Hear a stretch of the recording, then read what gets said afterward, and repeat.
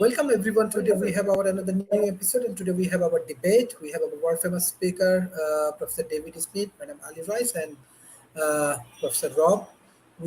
We have a debate on genetically modification, and it's open debate. Anybody can go as a government or oppositions. First, I would like to give chance Professor David Smith. Well, Dr. Sharif, thank you so much. GMOs are genetically modified organisms is a topic that has a very strong supporters on both sides of the coin of it and what it is and what it can be and is wrong. But basically, a GMO is an animal, plant, or microbe whose DNA has been altered using genetic engineering techniques. And the fact that we're altering plants and animals is not anything new, just the fact that we're doing it at the genetic level is. Because for thousands of years, humans have been using breeding methods to modify organisms. Corn, cattle, dogs have been selectively bred for years and years and over generations for desirable traits. And within the past few decades, though, the modern advances in biotechnology and genomics and others has allowed scientists to directly modify the DNA of microorganisms, crops, and animals. And one of the reasons if we're doing this is it really speeds up time. The traditional conventional methods of modifying plants and animals with selective breeding, crossbreeding can take a long time. And often it produces mixed results with sometimes unwanted traits appearing alongside the desired ones. And however, the targeted application of GMO genetic modifications targets explicit DNA to try to avoid that problem and improve the genetic makeup of organisms without the side approaches. Now, you heard me say there's multiple different ways to do this. Plant GMO manipulation has been around for longer than others, but also, though, you'll be saying we can also genetically modify animals as well. And how most of these today are produced in laboratory for laboratory research, that is one of the areas where there has been a lot of controversy throughout the world on it. For example, some GMO animals are produced for human consumption. Salmon, for example, have been genetically engineered to mature faster. And the U.S. Food and Drug Administration actually has certified that those GMO modified salmon are safe to eat. And we'll see that. The first genetic engineered plants produced for human consumption was back in the mid-1990s. And today, about 90% of the corn, soybeans, sugar beets on the market are GMO because of the traits it takes for those to be successful. And some of the benefits are for not only consumers, but farmers as well. So for example, if you look at those three crops, they have higher yields, they have longer shelf lives. That should lead to lower prices for us, the consumer. Also, they're being produced to be pest resistant so that not as many pesticides have to be used on them. The farmers don't have to buy them, and those chemicals that have many other side effects aren't there. However, like I said, there are a lot of controversy with it because genetic engineering typically changes an organism that would not occur naturally. That's why it's genetically modified. And it's even common now today for scientists to put genes into an organism from a completely different species, from a completely different organism. And that really clouds what the outcomes can be, and it brings into place many different issues on that. And so we're going to see GMO in food. There's a strong camp against GMO. There's a strong camp for it. And we're still in the midst of that discussion on GMO foods. So Sharif, I think that gets us into it. Thank you, Madam Ali Rice. Hi. Okay. So my view on GMO generally is that I I think, as far as I know, there's links to GMO and particularly in food being carcinogenic, kind of. And I think my philosophy is, if you produce something that you wouldn't feed your own children, then you shouldn't be producing it. So I think, however, you know, so I think if there's something that's happened to the way that crops are produced that kind of genetically produces a high yield, but the nutrition's not the same and the consequences of it being in your body are different, then I don't. So I think it's Monsanto. Can you hear me? I think it was Monsanto that were up for a Nobel Peace Prize for producing GMO crops that they could grow in Africa. And one of my best friends is from Nairobi, but she now lives in the States.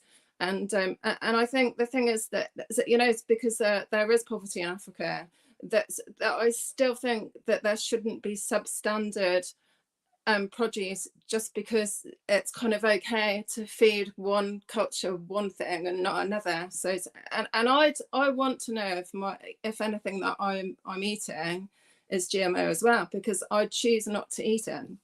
And I know that there's lots of things. So they're producing meat from cells from meat, so you don't have to kill an animal. And on one side of me thinks that's a great idea because nothing loses its life, but on the other, there's all kinds of kind of implications to that I'm concerned about, because nobody knows what the long-term effect of it is for kind of consuming it, really. So it's, for me, there's kind of a natural way of doing things, and the thing is that if we keep moving away from nature, I think that, you know, we're not working in harmony with it. So I think but there's obviously, one of the people that I love actually is David Suzuki, and he was a genetic scientist that got to the stage when he disagreed with what was happening in the genetic science of things. So he set up his own foundation, and it was his daughter that addressed the United Nations back in, it's like 20, almost 30 years ago. And I really kind of think that kind of interdependence of things and the web of life really is critical. So the thing is, if we break kind of just a strand of that web of life, then the kind of the way that it works together is affected, and the kind of the natural order of things kind of gets out of kilter, really. So I think the David Suzuki Foundation and Seven Suzuki, his daughter, who is now in her late 20s and has got children of her own. I think there's, you know, my values are very much kind of aligned with them, really, because it's the consequences of what we do that we need to understand, and that kind of level of consciousness. So yeah, so that's my initial thoughts. Thank you, Professor Rob. All right, GMOs. The critical nature of GMOs are we're facing a relatively massive climate change at the moment, and nature cannot and is not able to adjust as quickly as the climate's adjusting. So without GMO foods, there's a pretty good chance that most of the world's going to starve because we cannot, the current crops are continuing to fail. In fact, much of the migrations that the United States is experiencing from Central and South America are people fleeing states that can no longer produce the food to support them, and many of them are coming off of farms that are now fallow because they can't produce. Now, the underlying concerns, and there are a number of them with regard to GMO foods, many of them have been proven to be false. For instance, the American Cancer Society has determined that they do not cause cancer. No connection. There is a concern that cancer rates rose with the introduction of GMO foods, but that right now that looks to be a correlation, not causation, because also we've had a very large increase in pollutants getting into foods over the same period of time, pesticide runoff and plastics getting into things like fish, all very carcinogenous. So the connection is likely due to the increase in pollution, not GMO foods. There are always concerns with regard to anybody altering anything, whether or not their motivation is pure. So when you're altering something to make it look better, which is a lot of where the GMO efforts were initially focused, there should be an equal concern to make sure you're not reducing the nutritional value of the food or making it damaging to humans. There are thoughts that there may be problems with antibacterial resistance with GMOs. So far, again, not proven, but the food is being made bacteria resistant, and so there's certainly a possibility that it might transform. But the risk is listed by the WHO, the World Health Organization, is viewed as insignificant. Changes to human DNA, boy, this always comes up. We had this problem, this concern with the antiviruses, that somehow the RNA antiviruses were changing human DNA. They weren't, and aren't, and again, no connection between GMOs and changing human DNA has been determined or identified. Though over long periods of time, like anything else, GMOs are relatively new. So who knows if we do it for 100 years, whether that's going to change. But risk, again, very small. Toxicity for body organs. Some researchers back in 2009 suggested that GMO leads to might have an adverse impact on the liver, kidney, and pancreas. But they didn't have any evidence to confirm it. So it was a theory unconfirmed. And I think a lot of the stuff that surrounds GMO foods are much like what happens with global warming and the petrochemical industry, are being put forth by those industries that would be damaged by GMOs. Most notably the pesticide industry. The GMO efforts right now are focused on creating crops that can survive in ever harsher environments, and also that don't need pesticides, because pesticides are causing a fairly serious problem. I'm from a personal experience, pesticides are what took my uncle out with very aggressive cancer. When he died, he was probably the size of a 5-year-old. His body just ate itself to death. An ugly way to go, and not uncommon in farmers in the area as a result of pesticide poisoning or not handling pesticides properly. And that's the stuff that's getting into our water tables. It's certainly all over the food we eat, but it's increasingly into what we drink and other things that don't even have pesticides associated with them, because of the pesticides gotten in almost everything at the moment. It's doing horrible things to the ocean. So the pros makes food easier to store and transport, allows the food to be grown in areas where it could not be grown in the past, less prone to waste, and they tend to be higher in nutrients. Cons are really surrounding theories that have yet to be proven. One of them that would be a concern is they could have a negative impact on insects and other species, because they're being grown specifically to resist pests. And by resisting those pests, you could wipe out entire categories of insects. And if you're looking for biodiversity, that could be a legitimate concern as you bring these crops to market. But of all the problems with GMOs, it's that loss of biodiversity is the one that looks like it can be sustained. The cancer one can't be sustained. The DNA one can't be sustained. The loss of the inability to fight off infection. That can't be sustained, but the loss of biodiversity because they are being designed specifically to resist pests is a very real concern, and it does showcase our need to be able to model the world on a global basis so we can understand the biodiversity impacts of the things that we do. So right now, GMOs appear to provide more benefit to the human race, at least short term, by providing food to people that currently aren't getting it, and directly addressing human hunger and shortages. And in those areas, Central, South America, Africa, where food shortages are already pronounced, and the one big negative is the concern over biodiversity, which needs to be better researched to understand what the overall impact of foods that are resistant to pests will be on the overall world. Thank you, Mr. Donald. Can you hear me okay? Yeah. Can you hear me okay? Yeah, we can hear you fine. Good. Looks like you're in Hawaii. My computer was acting weird, so I'm doing it on my phone today. So I have never tried this before, and I'm glad it works. And well, first off, it's it's kind of important to understand that in one sense, we've been genetically modifying organisms for a long time, because crossbreeding and some of the things that we do, like selective breeding, is a way of genetically modifying it, because we're taking the DNA and we're selectively changing the DNA. So we're selecting for certain DNA. And that's something that's been going on for a long time. And in one sense, all we're doing is speeding up that process. So in some circumstances, in other circumstances, what we're doing is we're taking the ability to manufacture certain proteins that some other species have, and then transplanting that ability to a different species.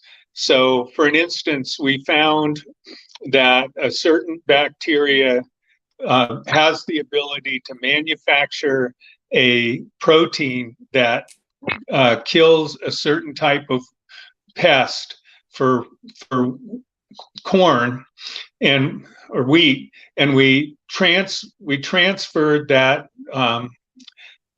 that portion of the DNA to wheat, and so that's called BT, and that made the wheat manufacture that protein. So when the particular pest eats that wheat, it kills that particular pest.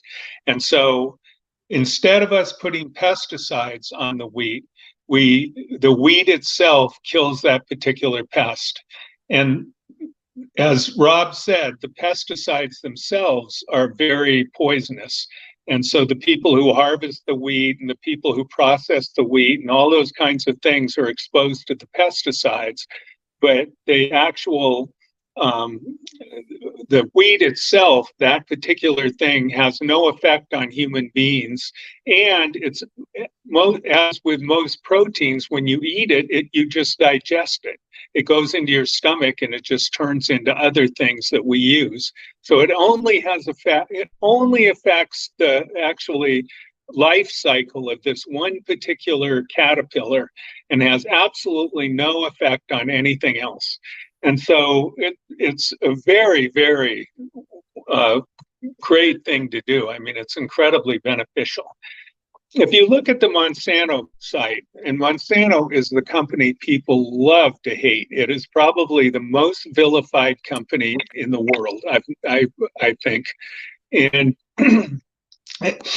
And they are actively working on trying to genetically modify crops so that they can grow at higher temperatures. And the reason for that is because the band in which corn and wheat can grow is moving north, and they're trying to figure out ways that they can keep it so that people in the Midwest can still grow corn and wheat, because right now it's getting to the point where they're not going to be able to, because the temperature is going to be changing. And so that's something that Rob pointed out as well, is that it's necessary for us to be able to continue to grow food. Genetic modification is actually so simple that when I go to the Santa Clara Science Fair every year, it's one of the things that high school students do as a project. So they transplant, one of the favorite things that they do is they transplant the gene that makes fireflies, sometimes called lightning bugs in different places, but they're those insects that if at night glow, and you can see them flying around, and that's a certain protein that they make that causes them to glow. And so what they do is they transplant that protein into other things. I just saw a series on Netflix called Biohackers, and one of the things that they did was transplant them into plants. So they had plants that glowed in the dark. And one of the high school students was talking about trying to make a chicken that glowed in the dark. And all of these are theoretically possible. And it's so easy to do that high school students can do it. So genetic modification is something that's the cow is out of the barn. You can't put it back. It's here. One of the things that's really common is misunderstandings. And one of the misunderstandings that's very common is that genetically modified organisms cause cancer.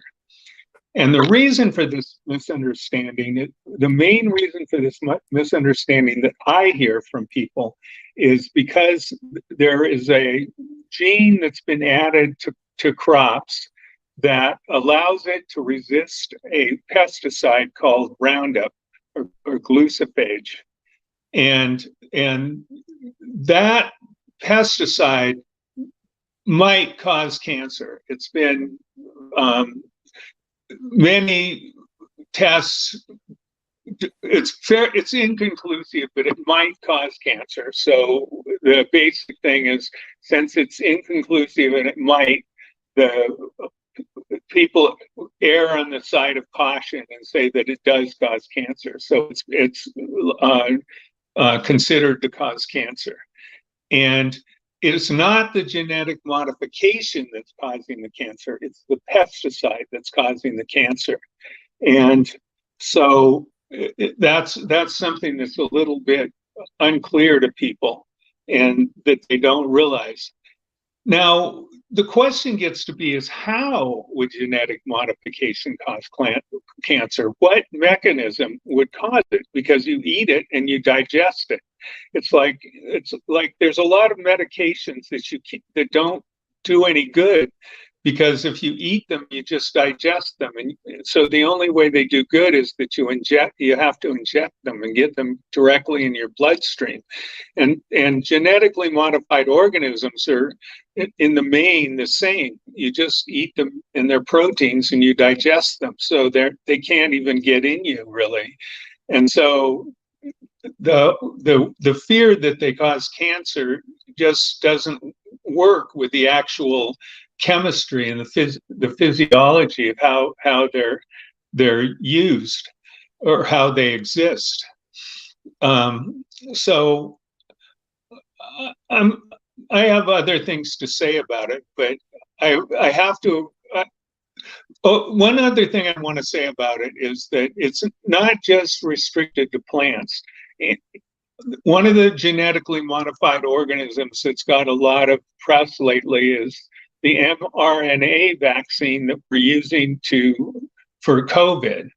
That actually is a genetically modified, if you consider RNA an organism, that's genetically modified.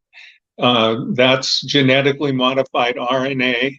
It gets into your cell and it creates a protein. It does not modify your DNA, because the way the proteins are made is that your DNA makes RNA, kind of RNA called messenger RNA, and that messenger RNA makes the proteins. So what the mRNA virus, the mRNA vaccine does is it gets into your cell and it makes the protein in your cell, just the same way as if the DNA in your cell had made the messenger protein, but it doesn't affect the DNA in any way. And it's difficult to understand how genetically modified organisms would, unless you genetically modified a virus, which is also possible to do. But I think I'm going to leave it there and listen to what the other people have to say, because that's a good start. Thank you. Madam Ali Rice. Yeah. Okay. That's it, because I don't always eat organic food, but I make choices so I know that there's no additives in the food that I buy for my children. And so I do think consciously that there's a level of, whatever you put in your system has an effect on it. So I don't believe that anything that's been genetically modified doesn't change what happens somehow in some way. And I'm not a nutritionist, but I know for sure that even the way the health of the soil now, even in the UK, because we've intensively farmed, that as a carrot hasn't got the same nutritional value now as it had like 20 or 30 years ago, because we don't rotate the crops and do the same things. And the pesticides we've used has wiped out a significant amount of kind of insect life that all has kind of a purpose to pollinate, or so like beetles kind of break down the what's the remains of the plant, so that they kind of so I think the thing is that everything, as far as I know, in the world in biodiversity has a purpose, except for arguably the mosquito. So the thing is that if we're wiping out even tiny creatures that do their job, that has a knock-on effect. And obviously the bees, definitely over in the UK, there was a massive kind of conscience about what we were using, and I think it is the glyphosate, the same substance that I can't pronounce that Donald was talking about, using that. And I remember a Facebook post years and years ago, and it showed people actually using pesticides. It was a little cartoon thing, and this guy was in some kind of like radiation suit because the chemicals were so harmful. And the thing is that it makes no sense to put something on a plant that you're going to eat from that's kind of full of poisons and toxicity. So so for me, it defies logic to do all that. And I'm still really aware that there's enough food in the world for everybody, but there's a distribution problem, and there's enough wealth really, but there's there's so many people that have got there's huge mountains of waste food that didn't kind of conform to EU standards. So the thing is, it's the way that we structure the infrastructure of our countries that's problematic, and the way we kind of tap other resources, and so I think there's much more fundamental things that go on that need to be changed, really, as opposed to anything else. And I do accept that there's a massive migration of people that are moving because of climate change and wars, and so I know that, and that there's an argument that we're massively overpopulated as well. So, but I don't think genetically modifying things is necessarily the answer. Thank you. Mr. Markley, what you want to add for today's debate? Today, y'all are talking about genetically modified things, so that's actually outside of my lane of expertise. So I will listen to the other experts and learn from them, and all along those lines. But definitely, I do know that a lot of times people are worried about how things can be modified, and in some cases, I've heard that it can be very good in the sense of some of our food sources, and in some of the things that are very much in need in these societies and all, because I've definitely heard about genetic modifications helping with our food supply, and there is also some concerns about what we are putting in those genetically modified foods and genetically modified other elements as well. So that's just some of my immediate thoughts, but definitely will defer to those that are much more expert than myself.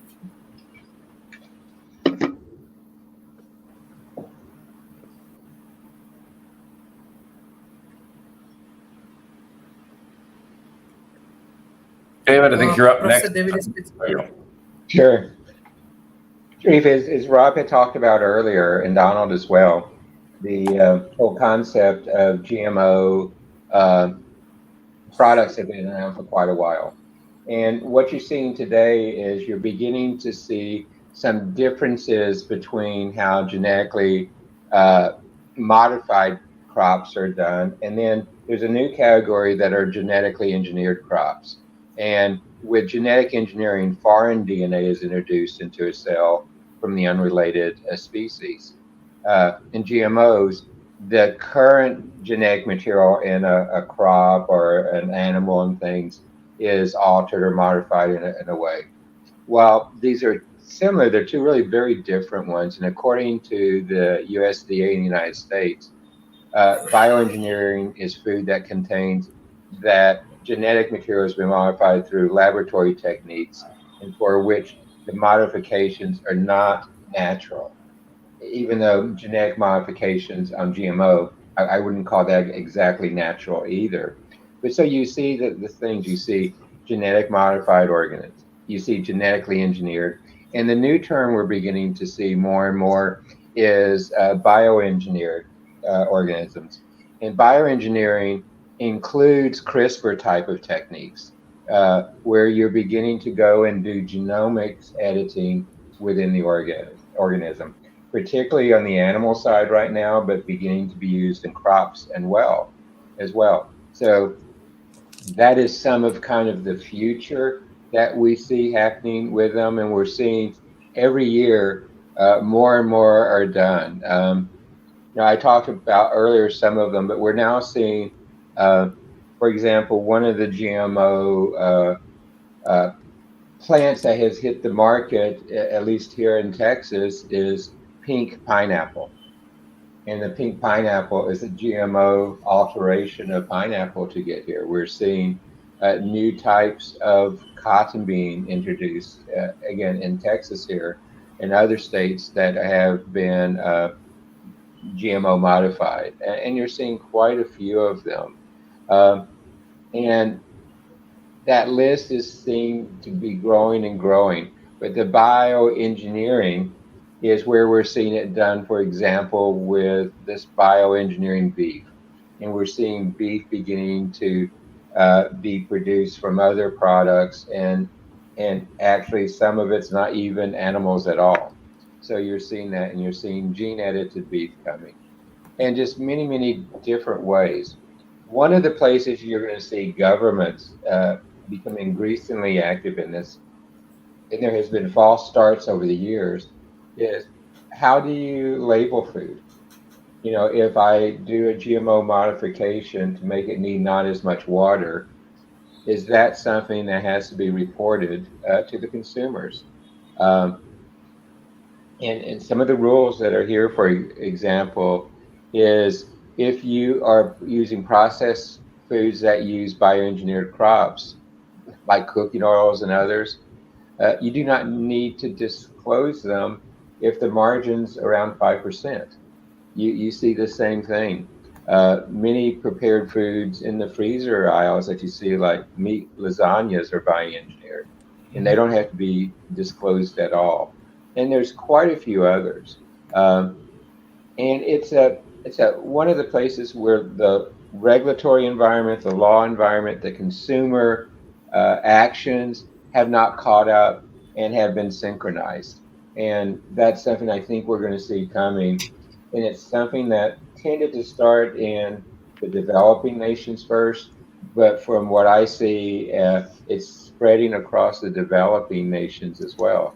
But the GMO food and plants started out with ways to how, as Rob said, feed the people and get those things in place, and how to respond to climate change, and how to understand its role in being able to be part of the adapting world with the growing population and everything. So that's kind of, I guess, my next round of discussions here, but it's one that these newer types of genetically engineered, genetically modified, bioengineered foods and plants are coming in, and the activity in labs around universities today in this area is very high. The last 3 universities I went in looking at some other technologies there, and looking at the technologies that are available for commercialization, all of them had products in this category coming out of the universities that can be licensed out to use in the commercial world. So again, a lot of activity, Sharif. Hey, if I could just ask a couple of quick questions that popped into my head as y'all were talking, and there are things that have been a concern on particularly the western side, but I don't think that they're only in the west as well. But you mentioned that a lot of farmers are using GMO projects and doing GMO products. They are not always the cheapest products in the world, and all in that sense of being able to create them. So in that sense, it is hurting a lot of the small farmers, from my understanding. And I do have family that is in the farming space, and all along those lines, because it's oftentimes the big corporate farm companies that are the ones that more are leading in the GMO space and all of that. So I'm just wondering, even though there was a push for organic farming, GMOs is a different animal because it takes more money and more resources. So how can we maintain, whether it is a small country or a small individual farmer, that kind of research that needs to be done in GMO and have them have their place in it? You had also mentioned the diet aspect, and I do know that, and I've even had some of those TV dinners. I'd be lying if I said I hadn't, but there is a obesity problem, not just here in the U.S., but around the world. I know that I could definitely stand to lose some pounds around the middle. So I'm wondering, both from an economic standpoint and from a health standpoint, the benefits of GMOs and how they can help in that sense, because I do know that those are some of the concerns that I hear from people in the farmland, and I am definitely here in rural North Carolina, and I know that there's a lot of research being done, but oftentimes it's being done by the universities like North Carolina State, or it's being done by the larger corporate farms, not necessarily the smaller family farms, and all in that space. So if anybody's got any thoughts, because I do know that there are probably some people around the world that are concerned, because unfortunately, a lot of times when advances take place, it takes it decades till it gets to the smaller person and all of that. So any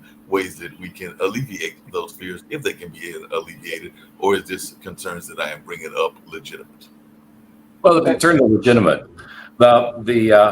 Monsanto is, as I think David pointed out, the company that we all love to hate, because the GMO products are patented, and they're more expensive in seed form, and they have a tendency to spread. So if you have a GMO crop next to corn, using corn as an example, next to an organic farm, there's a pretty good chance you're going to get a spread of the GMO genome to the organic farm, and then that farmer has to pay Monsanto a fee for any corn that he harvests that uses Monsanto's patent. And there have been quite a few lawsuits about this, because why should the farmer who did not buy the GMO product, why should he have to pay for the fact that the GMO product migrated to his land? So that, and those continue to be fought.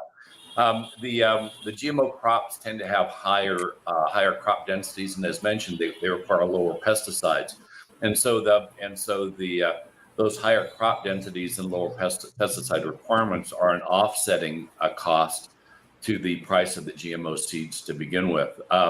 You pointed out that smaller farms sometimes struggle with regard to being able to buy this stuff. That's always been true. As an ex-farmer myself, the ability to compete with larger factory farms is problematic. They tend to get the people, they can get better prices because they're buying in higher volume. It's not necessarily a GMO related issue, but one that happens across business, where larger companies, Amazon, for instance, is being sued again for uncompetitive behavior, where larger companies take advantage of smaller entities, and the larger factory farms have been overwhelming the smaller farms, and have been for decades. It's an ongoing problem.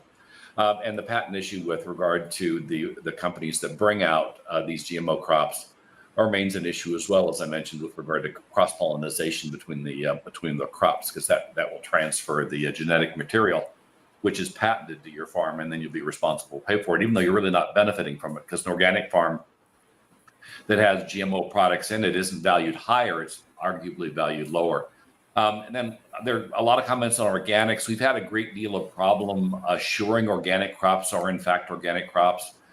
Testing in the past by entities like, I believe it was Consumer Reports, found that the pesticide difference between organic and non-organic was non-significant. So in many cases, because the overall validation of an organic farmer and the ability to validate that they are performing their roles appropriately apparently is suboptimal. We just don't have enough people on the ground. This is the United States. I can't speak to Europe. To assure that organic is in fact organic, and pesticides do migrate. If you've ever watched a crop duster drop pesticides on a crop, that stuff goes far and wide. It doesn't all lay down on the crop that he's dusting. It moves to adjacent properties as well, and farms are often adjacent to each other. And of course, you've got the pesticide runoff, which can contaminate an organic farm as well. Right now, in terms of nutritional, there was another comment on nutritional value. One of the things that GMOs are being engineered to provide is higher nutritional value. That's now one of the goals. Initially, they were mostly focused on the visual aspects of the crop, limiting bruising, making the crop more attractive in the market, which really has little or no nutritional impact. But now, because of the underlying need, the GMOs are being focused on reducing or eliminating pesticide use and increasing the nutritional value of the crop. So a GMO should be, but well, not in all cases. Depends on the GMO. Not in all cases will be more nutritious because that's what it was designed to do. And I think when we talk about GMOs, we need to talk about what's the consequential damage of not doing GMOs. It was pointed out that perhaps better food distribution could solve a lot of the world's problems. And that would be true, except for the fact that particularly non-GMO crops don't hold up for long periods of time. And when it's unused, repackaging the crop and shipping it someplace else is problematic because the crop is going to continue to degrade during shipping, and logistics becomes a huge problem. And then who pays for it? Nobody really wants to eat, at least not in the developed world, wants to eat used food. So now we're talking about, okay, I think there's a Seinfeld episode comes from the thing that was kind of on this with regard to muffins and muffin tops. But the idea that the developing world is going to take the developed world's garbage and consume it, it's certainly a concept that could be used for those that are starving. But so far, the developing world has kind of said, yeah, we don't want your garbage either. You might recall we had the same issue with regard to plastic waste. At one time, China took most of the world's plastic waste, and so places like New Jersey sent them all their used Pampers diapers, and fixed that problem because they're not taking much of anything anymore. So this idea that some other country will deal with your waste and be able to do so profitably has always been interesting. And pretty much every time it's been tried, it's been determined that the receiving country isn't really happy with receiving waste food, and the logistics problem, particularly with regard to food, is problematic because in theory you should take that waste food, you should immediately refrigerate it in expensive refrigerator trucks and transship it, and that raises the cost. I mean, even though you're acquiring the food for free, the cost of transport is so high that it actually makes that waste food quite expensive. And once again, now you're trying to convince that emerging environment that, hey, this expensive waste food isn't garbage, it's so worth eating, is problematic. The optics are pretty horrible.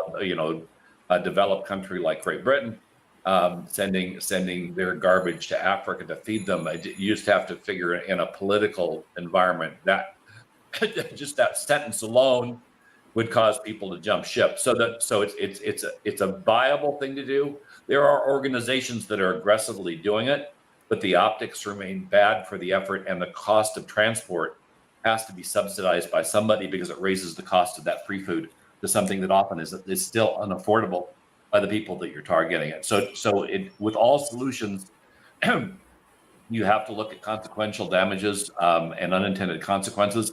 And the reason for GMOs and the reason why you want to have the crops where the people will consume the crop is to keep those logistics transport costs down, and also to assure, in the case of some type of calamity that crosses borders, for instance, the war in Ukraine or the anticipated war in Taiwan, that people can still get food. Because if you have a war, transport comes to a crashing halt, and suddenly you have an inability to feed your folks because you're not producing food yourself. And so countries tend to want to be able to produce their own food, both to keep the cost of transport down and availability up for the people, but in case of conflict, to make sure they can continue to feed their populace and their populace doesn't starve. So the idea of waste food transport is interesting, but it's got huge optical problems. It's got huge transport cost problems, and the ability to scale has just not been proven. It certainly is something that should continue to be pursued. But the irony here is GMO foods would undoubtedly be better for this than natural foods because they're genetically engineered to have longer shelf life, and you need that longer shelf life for the transport. So trying to do this with organic foods would probably be a non-starter because they simply wouldn't hold up long enough for you to complete the transport, and you'd end up delivering large amounts of food that was, for the most part, inedible. too many D's in that last one. So that's kind of the overview of at least where I am at the moment. And I think I answered both your questions, didn't I, Mark? Mr. Donald. I appreciate what Rob said. Organic food takes more land to grow. There was a time when all food was food was mostly organic, and the world was about to starve to death. And the use of pesticides and fertilizers allowed the world to grow enough food that people didn't starve to death. It was called the Green Revolution. And I think that we're kind of dependent on it. I think it's like a ideal to be able to grow enough organic food to be able to feed the world. I'm agnostic about it. I think there's arguments both ways.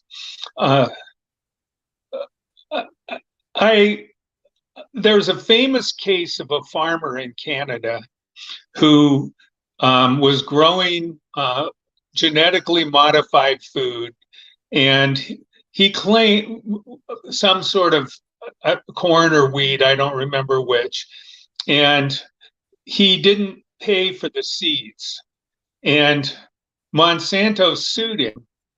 And he claimed that the reason he was growing the genetically modified seeds is because his field was next to a field that was growing genetically modified seeds, and that the pollen from the next field had wafted over to his, and that was the reason he didn't buy him. It was just, and that was studied pretty darn carefully, and it basically turned out that he was just stealing the seed. He was just taking the seeds.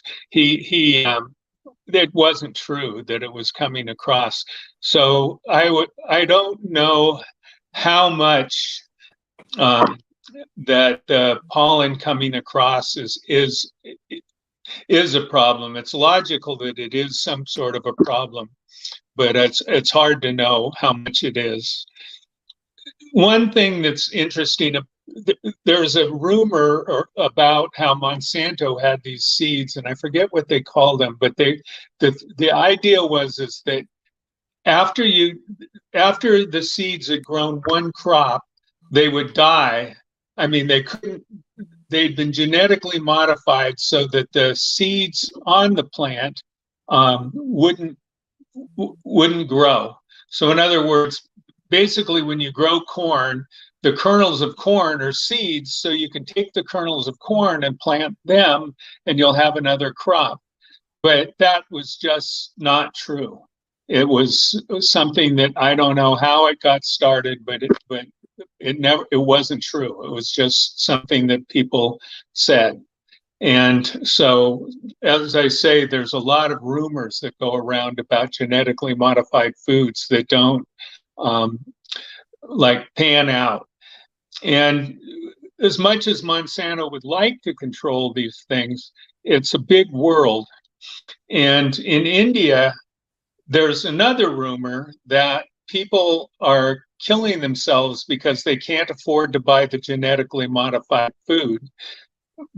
However, there was, at the time that was happening, there was a horrible drought that had lasted a couple of years, and people were having crop failures whether they had genetically modified foods or not, and they were killing themselves whether they had genetically modified foods or not, seeds or not. It was not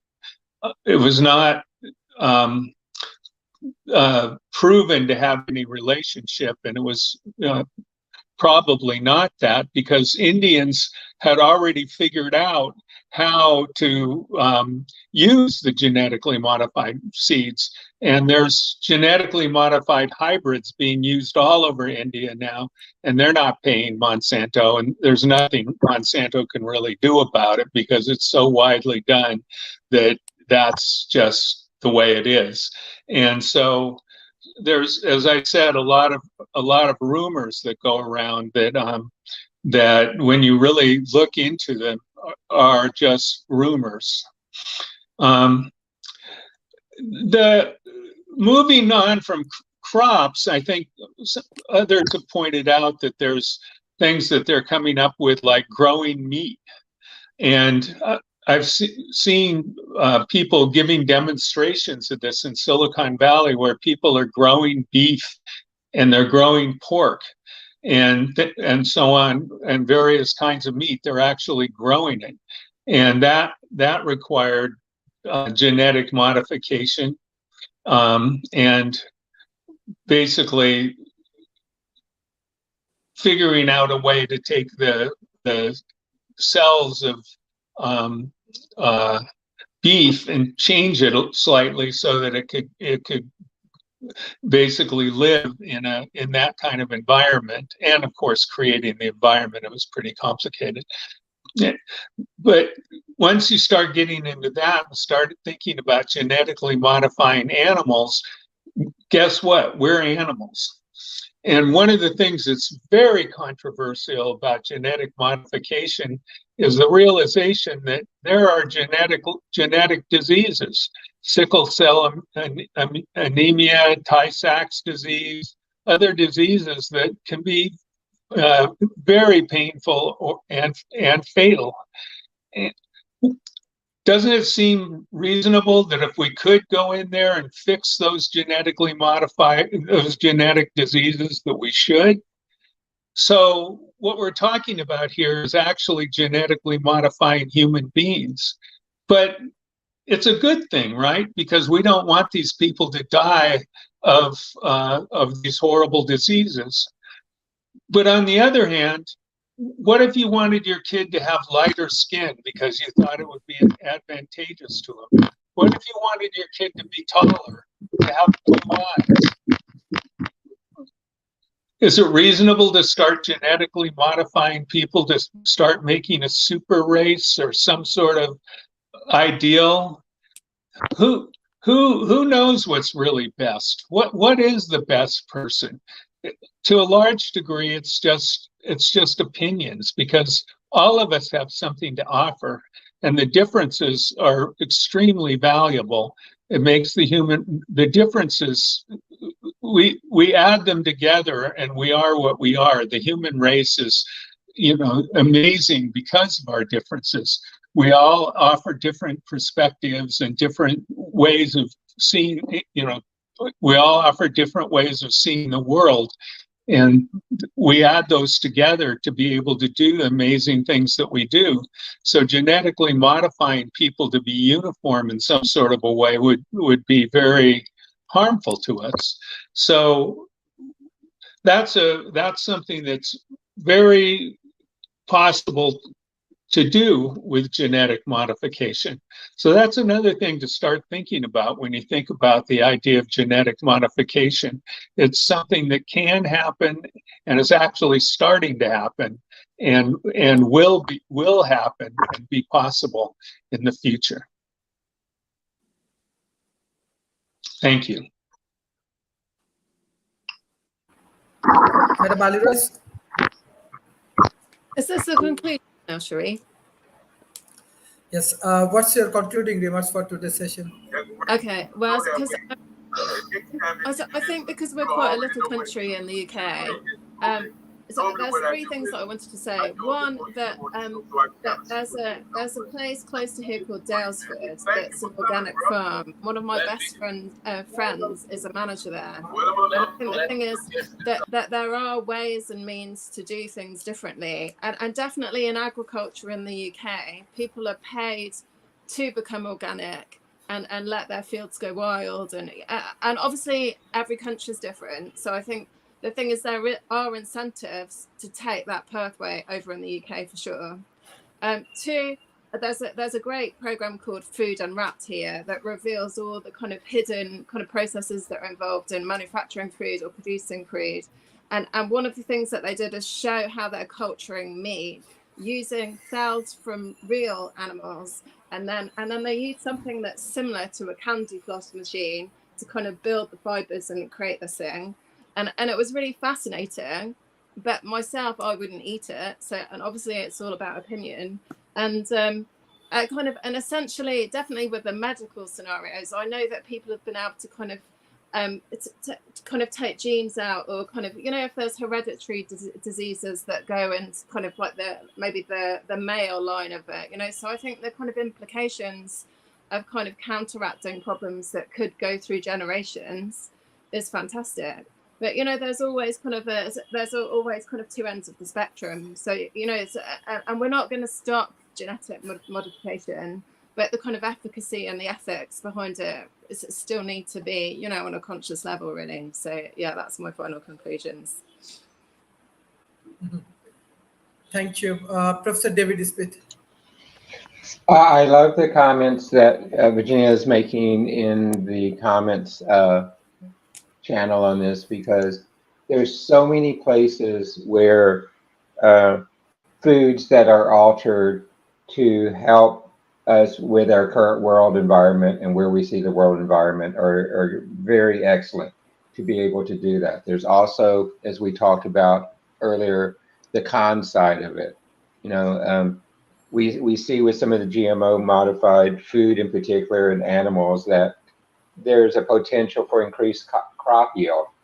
But in that same statement, we've also seen GMO plants that have had lower yield because once they got out in the environment, they didn't work the way they did in the laboratory.